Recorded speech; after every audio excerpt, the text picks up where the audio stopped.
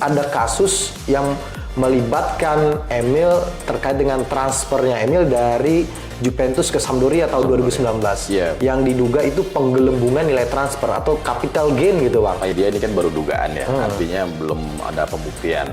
Walaupun sudah juga kalau tidak salah Juventus juga sudah dikenakan sanksi ya.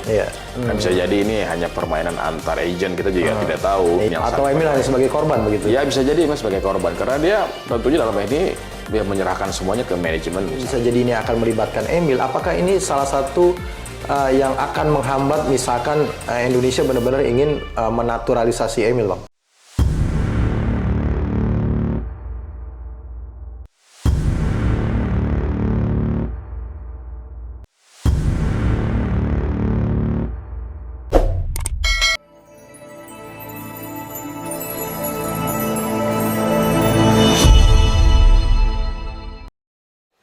Assalamualaikum warahmatullahi wabarakatuh. Kembali lagi di YouTube channel Law Football by Halo Pengacara. Bersama Bang Nasrullah Nasution, kita akan memberikan ulasan hukum terkait dengan sepak bola. Sepak bola diulas secara hukum nih Bang. Iya. Menarik sekali nih kayaknya nih ya.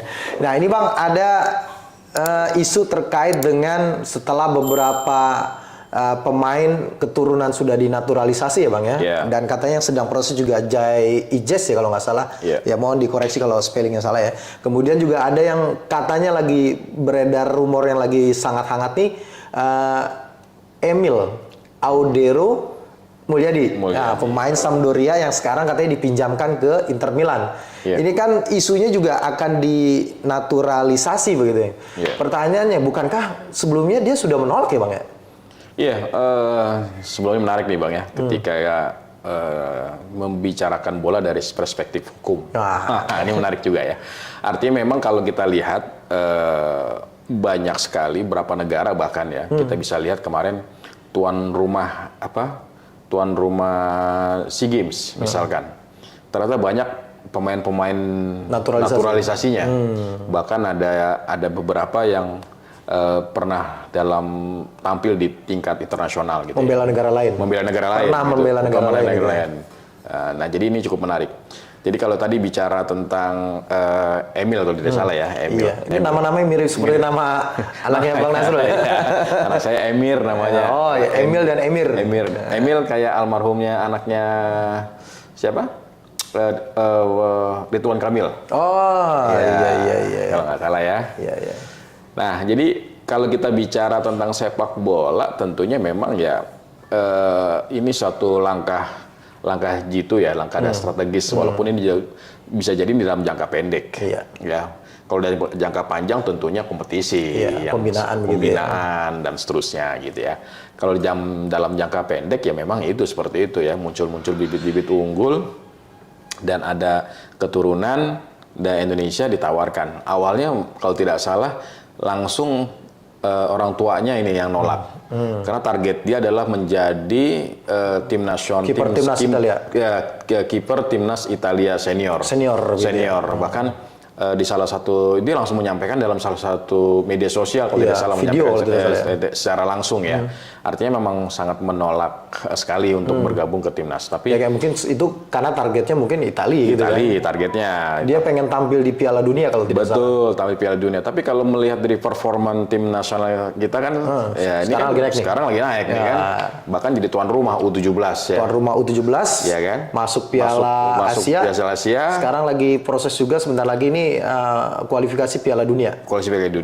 Artinya ya bahwa patut diperhitungkan ya, apalagi kemarin kita habis menang 9-0 lawan Cina Taipei atau Taiwan ya.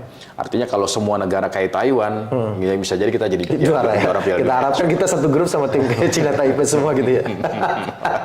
Iya, tapi jangan begitu juga. Ya kita pastinya kan nanti di bawah Sintayong ini prestasinya kan cukup luar biasa ya peningkatannya. Walaupun katanya banyak yang mensangsikan gitu kan, katanya ini pelatih tanpa gelar gitu ya. Tapi memang gelar belum dapat di ASEAN, tapi ini bentar lagi akan dapat nih di tingkat Asia begitu. Sekarang permainan juga kan sudah banyak perubahan signifikan begitu ya dari segi taktik gitu ya. Katanya dulu Bang, pemain timnas Indonesia itu hanya mampu bermain 60 menit. 60 menit ya. Itunya apa? Abis itu loyo. Sekarang 90 menit, Bang. 90 menit full. Luar biasa. Artinya memang stamina, gizi, dan banyak hal yang harus diperhatikan. Nah, ini Bang, kembali ke Emil ya, Bang. Emil ini kan salah satu memang yang ditarget ya oleh PSSI. Apalagi sejak eranya Pak Erik ini, katanya kan Emil ini sudah di-follow nih Instagramnya. Dan di-follow balik gitu ya. Nah, ini ada tanda-tanda apa nih gitu ya. Kedua juga katanya kan sejak dipinjamkan ke Inter, nah ini ada link-linknya Pak Erik nih, yang dulu mantan punya saham di sana. Saham pada saat itu kan, cepat menjadi CEO-nya kan, punya link-link dari pemain apa namanya, para petinggi-petingginya Inter begitu ya Bang ya. Ini ada satu lagi sebenarnya Bang, yang cukup menarik. Ada kasus yang melibatkan Emil terkait dengan transfernya Emil dari Juventus ke Sampdoria tahun 2019 yang diduga itu penggelembungan nilai transfer atau capital gain gitu Bang. Nah, itu kasusnya seperti apa sih sebenarnya Bang? Ya sebenarnya sih kalau baca dari berita media ini kan baru dugaan ya, artinya belum ada pembuktian. Walaupun sudah juga kalau tidak salah Juventus juga sudah dikenakan sanksi ya. Karena memang ya untuk meningkatkan harga jual dari salah seorang pemain kemungkinan ya agar nilai jualnya tinggi ketika nanti juga dia akan dijual ke klub-klub lainnya, sehingga ada transaksi yang tidak sesungguhnya yang dilakukan. Saya tidak tahu apakah transaksi tidak sesungguhnya itu berada di bawahnya atau di atasnya, kan itu ya. Bisa jadi sebenarnya transaksi realnya di atas atau transaksi realnya ada di bawah, kan gitu ya. Nah ini coba kita coba cari tahu juga seperti apa bentuknya. Tapi yang menarik adalah kalau dia ditransfer dari Juventus ke Sampdoria, terus di Sampdoria pun juga bermain untuk Sampdoria jadi kiper. Terus setelah itu kalau tidak salah dia dipinjamkan ke Inter ya. Sekarang sampai musim 2024. Sampai musim 2024. Artinya ya dia masih mendapatkan ruang atau tempat untuk bermain di Italia. Iya, ini kan sebenarnya kalau baca berita juga ya Bang, ya itu kan kasusnya masih diperiksa, yang khusus Sampdorianya ya. Kalau Juventusnya itu sudah terbukti katanya terkait dengan pemalsuan laporan keuangan gitu ya. Yang mungkin dimaksud adalah laporan keuangan terkait dengan transfernya Emil gitu. Ini kalau dia sebenarnya penggelembungan nilai transfer atau capital gain ini sebenarnya terkait dengan Juventus dan terkait dengan laporan keuangan. Ini sebenarnya untuk apa sih Bang? Ya sebenarnya untuk meningkatkan value aja, portofolionya jadi bagus. Portofolio jadi bagus, laporan keuangan jadi bagus, bukan juga bisa juga jadi menarik dari banyak investor gitu untuk ikut terlibat di dalamnya. Bahkan dengan nilai yang fantastis kan tentunya juga jadi nilai tersendiri ya. Buat si Emil ke depan gitu ya. Ketika dijual gitu ya. Ketika dijual lagi ke depan, dia bisa jauh lebih tinggi. Berarti ini ada kong kali kong dong. Ya kita tidak tahu apakah ini Emil secara pribadinya tahu atau tidak. Kan bisa jadi ini hanya permainan antar agent, kita juga tidak tahu. Apakah antar agent yang atau Emil hanya sebagai korban begitu? Ya bisa jadi Emil sebagai korban karena dia tentunya dalam ini dia menyerahkan semuanya ke manajemen misalkan seperti itu. Kita tidak tahu. Ya ini kaitannya Bang dengan adanya kasus ini kemudian akan diperiksanya Sampdoria, bahkan katanya sedang diperiksa. Kemudian bisa jadi ini akan melibatkan Emil. Apakah ini salah satu yang akan menghambat misalkan Indonesia benar-benar ingin menaturalisasi Emil Bang? Ya, saya rasa tidak, karena ini kan masih tahapan dugaan ya. Artinya perlu proses dan perlu tahapan yang harus dilakukan. Kalaupun itu nanti ada proses pemeriksaan sampai pada tahapan nanti apakah benar terbukti atau tidak, ya. Bahkan kalaupun terbukti atau tidaknya juga apakah dia terlibat secara aktif atau tidak. Misalkan ya aktif itu dalam artian apakah dia tahu sesungguhnya apa yang terjadi atau tidak, kan itu kan masih panjang prosesnya. Nah, ketika itu masih dalam proses, saya rasa ya kita tidak bisa menyatakan dia ikut terlibat di dalam.